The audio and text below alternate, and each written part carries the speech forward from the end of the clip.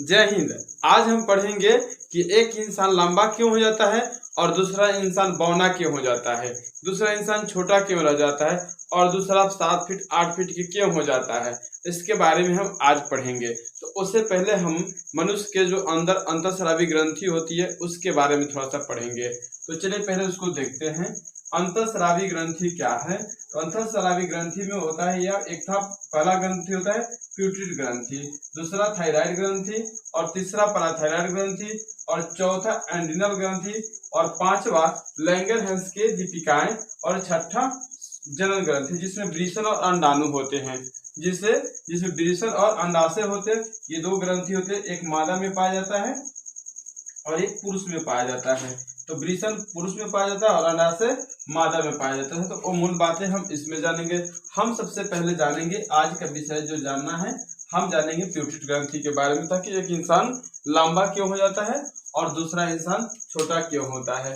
तो हमारे शरीर में यह मस्तिष्क होता है जो हमारे शरीर के मेन पार्ट्स होते हैं, स्पाइनल कॉर्ड होते हैं, इसके ये जुड़े हुए होते हैं। एक कपाल के अंदर एक गढ़ा भाग होता है जिसे एस्फेनोनाइड कहते हैं। ठीक है, एस्फेनोनाइड कहते हैं। एस्फेनोनाइड से ये जुड़ा था, इसका नाम होता है एस्फेनोनाइड। एस्फेनोइड, ठीक है, एस्फोनाइड होता है। ठीक है, एस्फोनाइड, इसको याद रखेंगे।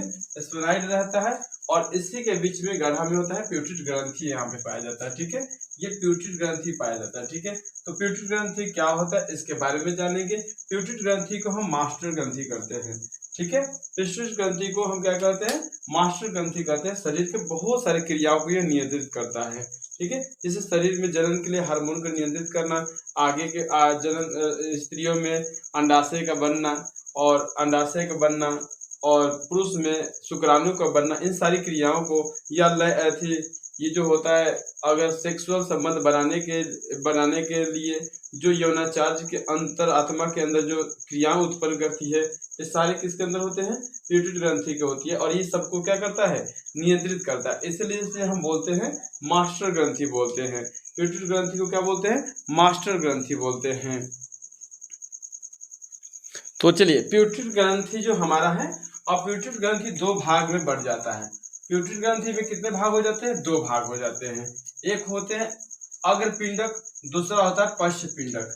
अग्रपिंडक को एंटीरियर लोब कहते हैं और पश्च पिंडक को कहते हैं पोस्टेरियर लोब कहते हैं। ठीक है, तो ये होता है हमारा प्यूटरी ग्रंथि, और प्यूटरी ग्रंथि दो भाग में होता है। अब इसके बारे में थोड़ा सा हम जानते हैं, जहां से मूल बातें हमें समझना है कि आदमी लंबा क्यों होता है, आदमी बौना क्यों होता है। ठीक है, तो हमारा जो अग्रपिंडक होता है, अग्रपिंडक जो होता है, ये हमारा वृद्धि हार्मोन है। अग्रपिंडक जो होता है, ये हमारे शरीर में अग्रपिंडक जो होता है, ये हमारा वृद्धि हार्मोन्स है। ठीक है, ये हमारे शरीर में दो हार्मोन्स बचते हैं, अग्रपिंडक पश्च पिंडक, जिसमें से अग्रपिंडक क्या है, वृद्धि हार्मोन है। अगर किसी व्यक्ति को बाल अवस्था में इसका ज्यादा स्राव हो जाता है, अग्रपिंडक का ज्यादा स्राव होता है, तो क्या बोलते हैं, वो व्यक्ति बहुत ही ज्यादा लंबा हो जाएगा। ठीक है, अगर ये अग्रपिंडक किसी व्यक्ति के अंदर में ज्यादा बाल अवस्था में क्या होता है कि अगर ये ज्यादा स्राव होता है, अत्यधिक स्राव होता है, तो व्यक्ति क्या हो जाएगा, लंबा हो जाएगा और हड्डियां भारी हो जाएगी, मोटी हो जाएगी। ठीक है, हड्डियां क्या हो जाते हैं, भारी और मोटी हो जाती है। ठीक है, हमारे बाल अवस्था में जब ये चीजें स्रावित होती है तो हड्डियां क्या होती है, मोटी और भारी हो जाता है। ठीक है, तो मांसपेशियों की इससे क्या होती है, वृद्धि होती है। अग्रपिंडक में क्या होते हैं, मांसपेशियों के वृद्धि होती है अग्रपिंडक में, और व्यक्ति आवश्यकता से अधिक लंबा हो जाता है। ठीक है, बाल्य अवस्था में ज्यादा स्रावित होने के कारण व्यक्ति क्या हो जाता है, लंबा हो जाता है। ठीक है, और ये अगर जब लंबा होता है तो क्या किसी भी व्यक्ति की मांसपेशियां, हड्डी जो होता है, मान लीजिए इसके बाह हम ले लेते हैं थोड़ा सा, ये जो बड़ा होगा तो ये सब क्या होगा, भारी होगा। इसके भारी या मोटा होने के विकास को क्या कहते हैं, जाइगोटिज्म कहते हैं। क्या कहते हैं, जाइगोटिज्म कहते हैं। इसके भारी या मोटा होने की क्रिया को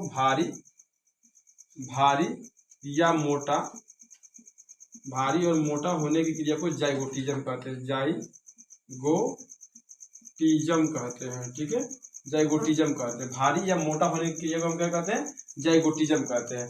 अगर किसी व्यक्ति के अंदर ये अग्रपिंडक जो होता है, पिट्यूटरी ग्रंथि के जो पहला भाग होता है अग्रपिंडक, वह कम मात्रा में स्राव हो रहा है तो व्यक्ति नाटा हो जाएगा, बौना हो जाएगा। ठीक है, इससे बच्चे चिढ़ाते हैं, बौना करके चिढ़ाते हैं। ठीक है, याद रखिए जब बाल्य अवस्था में जब ये अग्रपिंडक जो वृद्धि हार्मोन्स है, इसका स्राव अगर आपको नहीं हो पा रहा है तो व्यक्ति क्या हो जाता है? छोटा हो जाता है। अब इसके उपाय क्या हो सकते हैं तो बताते हैं आपके इसके उपाय क्या होते हैं।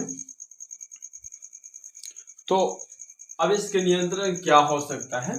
तो बचपन में हम क्या करते हैं, हमें संतुलित आहार की जरूरत पड़ती है। जैसे हमें बच्चा को लंबा बनाना है या नाटा नहीं रखना है, लंबा बनाना है, उसे बहुत ही बड़ा बनाना है, लंबे लंबे पैर, लंबे लंबे टांग बनाना है, ठीक है, लंबे लंबे हाथ बनाना है, तो उसे हम क्या करेंगे, उसे हम ज़्यादातर उसको प्रोटीन, संतुलित आहार, भोजन देंगे और जब ताकि वो कुपोषण का शिकार ना हो। और उससे 10 से 12 घंटे की नींद की जरूरत होती है बच्चे के। क्या होते हैं, हम लोग बचपन में ज़्यादा बच्चे को खिलाते उलाते हैं जिसके कारण से वह सो नहीं पाता है, इससे उसकी लंबाई और ग्रोथ रुक जाती है और उसकी एनर्जी बर्न होने लगती है।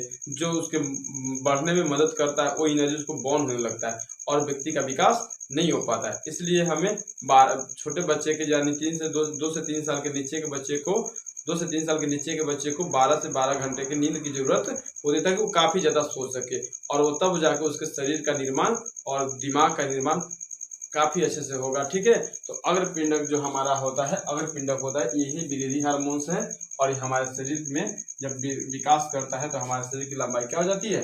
बढ़ जाती है। तो ये हमारे पिट्यूटरी ग्रंथि था। पिट्यूटरी ग्रंथि को हम क्या कहते हैं? मास्टर ग्रंथि कहते हैं। ठीक है, याद रखेंगे। और ये लैंगिक जीवन को, लैंगिक क्रियाओं को नियंत्रित करता है और उसको क्या करते हैं, उसको बढ़ाने में भी मदद करता है, उसको सावधानी से रखने में भी मदद करता है। ठीक है।